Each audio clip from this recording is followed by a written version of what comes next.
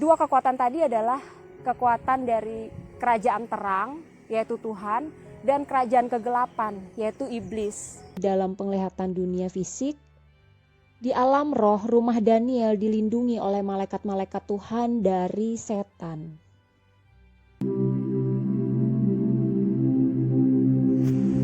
Hai semuanya, selamat datang kembali di channel Hatiku Percaya. Gimana keadaan kalian semua? Saya yakin keadaan kalian sama seperti saya baik-baik aja karena kita dipelihara oleh Tuhan yang baik, Tuhan Yesus. Saya mau sharing ke kalian tentang klip yang satu ini. Alam roh yang tidak terlihat. Animasi ini adalah untuk orang percaya. Ada alam roh yang tidak terlihat di sekitar kita. Dan alam roh yang tidak terlihat itu ada di bawah kuasa kegelapan. Manusia hanya dapat melihat dunia secara fisik. Dunia alam roh adalah sebuah dunia yang manusia tidak dapat melihatnya.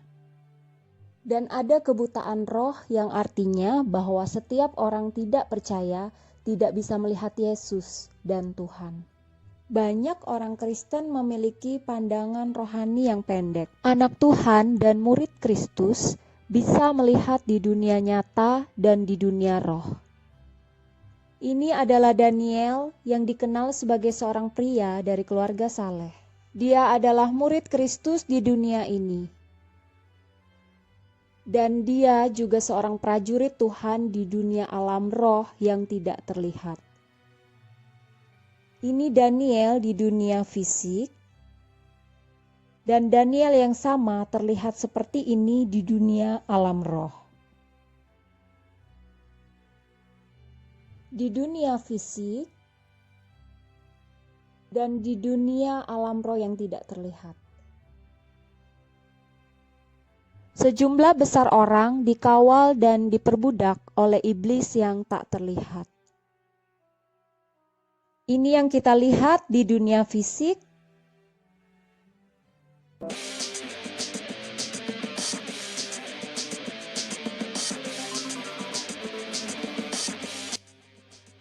Dan ini di dunia alam roh yang tidak terlihat.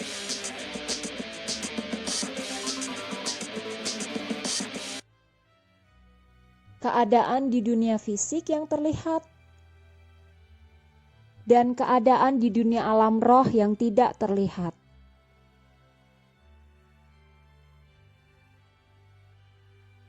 Rekan ateis Daniel di dunia fisik, setiap kuasa kegelapan yang memperbudak orang, ketakutan karena ada kuasa besar di dalam Daniel. Saat Daniel melewati mereka, setan-setan juga memakai orang-orang secara tidak masuk akal untuk membenci Daniel. Ini adalah gereja yang sedang melayani di dunia fisik, dan seperti inilah terlihat di dunia alam roh. Iblis tidak dapat masuk ke dalam gereja ini karena ada Roh Kudus di dalam orang-orang percaya saat mereka menyembah dan berdoa kepada Tuhan. Orang-orang ini adalah orang-orang percaya dari gereja berbeda.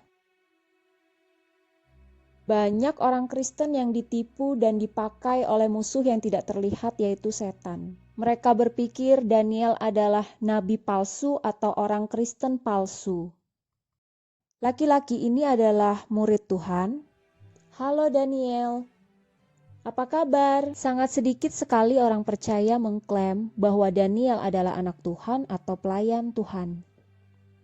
Setiap keluarga terlihat baik dan bahagia di dunia fisik, padahal iblis menyerang setiap rumah keluarga dimanapun. Karena mereka tidak percaya bahwa setan-setan dan Tuhan itu ada. Daniel tiba ke rumahnya, ini di dalam penglihatan dunia fisik. Di alam roh, rumah Daniel dilindungi oleh malaikat-malaikat Tuhan dari setan. Malaikat tidak dibutuhkan lagi sekarang karena ada Roh Kudus dan api yang berkuasa di dalam Daniel. Saat Daniel berada di rumah, terlihat dengan penglihatan biasa istri Daniel yaitu Diane dan 3 anak mereka sedang di rumah. Diane dan ketiga anak mereka tidak perlu memakai baju jirah dari Tuhan karena Daniel sudah memiliki otoritas di dalam keluarga mereka karena ada Roh Kudus dan kebenaran.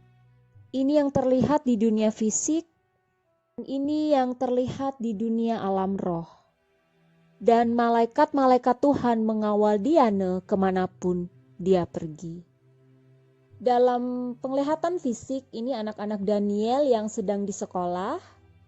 Dan di alam roh yang sebenarnya anak-anak Daniel dikawal oleh malaikat-malaikat Allah. Tuhan mengurapi Daniel untuk menjadi kepala dari keluarganya sebagai suami dan ayah. Dan Tuhan telah memberi tanggung jawab kepada Daniel untuk memperhatikan keluarganya dan berdoa bagi mereka. Perjuangan kita bukanlah melawan darah dan daging, tetapi melawan pemerintah-pemerintah, melawan penguasa-penguasa, melawan penghulu-penghulu dunia yang gelap ini, melawan roh-roh jahat di udara. Nah, itu tadi cuplikan video teman-teman, dan itu sangat memberkati saya secara pribadi. Saya sharing ke kalian supaya kalian punya bayangan bahwa di dunia ini yang kita lihat saat ini, yang fisik ini yang bisa kita pegang, ini adalah dunia yang sebenarnya dunia fisik. Dan buat kita ini sangat nyata gitu kan. Tapi ada dunia, satu alam yang kita nanti semuanya akan menuju ke sana, yaitu alam roh. Ketika kita mati dari dunia fisik ini, kita akan menuju ke sana, roh kita. Dan alam roh itu ada dua kekuatan, dan mereka sebenarnya juga sedang ada di dalam dunia ini gitu. Yang dua kekuatan tadi adalah kekuatan dari kerajaan terang, yaitu Tuhan, dan kerajaan kegelapan, yaitu iblis. Jadi ketika kita sebagai orang percaya, pertama kali kita mengaku Yesus Kristus sebagai Tuhan, kita menerima Yesus sebagai Tuhan, pada saat itu kita dipindahkan dari kerajaan kegelapan kepada kerajaan kehidupan, kerajaan terang. Dari kerajaan maut kepada hidup. Dan perpindahan kita itu sebenarnya buat kita mungkin terlihat di dalam keadaan yang ketika kita mengaku percaya Yesus dan kita percaya dengan hati kita, buat kita mungkin itu hal biasa gitu. Tapi sebenarnya itu adalah sesuatu yang ajaib sebenarnya teman-teman. Kenapa? Karena kita itu dipindahkan yang tadinya dari kutuk kita, semua dosa-dosa kita, semua kutuk kita, semua hal-hal yang gelap dulu gitu. Itu semua sudah dihilangkan oleh kuasa darah Yesus di salib. Dan ketika kita menerima Yesus, kita diubahkan dari gelap tadi kepada hidup, kepada terang. Dan ketika kita sudah menerima Yesus, kehidupan kita harus diisi dengan firman Tuhan, harus diisi dengan penyembahan intim dengan Roh Kudus. Kita harus dipenuhi oleh Roh Kudus. Karena dengan demikian kita akan bisa menaklukkan kedagingan kita, karena kita masih hidup di dunia fisik ini gitu. Kita masih bisa ngerasa sakit ketika dicubit, kita masih bisa ngerasa lapar, dan kita butuh Roh Kudus untuk kita bisa menang, berkemenangan di dunia yang ada sekarang ini. Karena penguasa-penguasa di udara ini seperti di klip tadi ya, penguasa-penguasa di udara ini mereka bagaikan singa yang mengaum-ngaum. Mereka mencari celah kita, mereka mencari kesempatan untuk menelan mangsa gitu. Jadi buat mereka kita ini diintai sebenarnya teman-teman. Dan kita nggak perlu takut. Kenapa? Karena roh yang ada di dalam kita itu lebih besar daripada roh yang ada di dalam dunia ini. Jadi kita pasti akan selalu menang. Bukan dengan kekuatan kita, tapi dengan kekuatan yang tidak terbatas yang ada di dalam kita. Yaitu kekuatan dari Roh Kudus. Jadi itulah mengapa ada firman ketika seseorang sudah dikeluarkan gitu kan roh jahat. Satu roh dari dirinya, dari sebuah rumah, anggap aja diri kita ini adalah rumah. Dan ketika roh itu mengintai, dia lihat oh rumah itu kosong dan rumah itu rapi tertata. Kemudian dia mulai mengajak 7 roh yang lebih jahat lagi untuk masuk ke dalam rumah itu. Jadi setiap ruang di hati kita, setiap aspek dalam hidup kita, ketika kita bercermin dengan firman Tuhan, kita akan mendapat tuntunan Roh Kudus. Bagian mana yang harus kita serahkan kepada Tuhan. Mungkin bagian mana yang belum kita serahkan dan yang kita harus ambil keputusan untuk serahkan kepada Tuhan. Karena Tuhan ketika kita baca firman-Nya, Dia pasti akan menuntun kita. Oh nak, kamu di dalam pekerjaanmu, kamu gak boleh korupsi. Atau nak, kamu di dalam mengurus sebagai bendahara gereja, gimana kamu bertanggung jawab, bersih, dan banyak hal teman-teman. Jadi setiap kehidupan kita ini ada aspek-aspeknya dan saya yakin ada dua kekuatan yang harus kita sadari di dunia ini.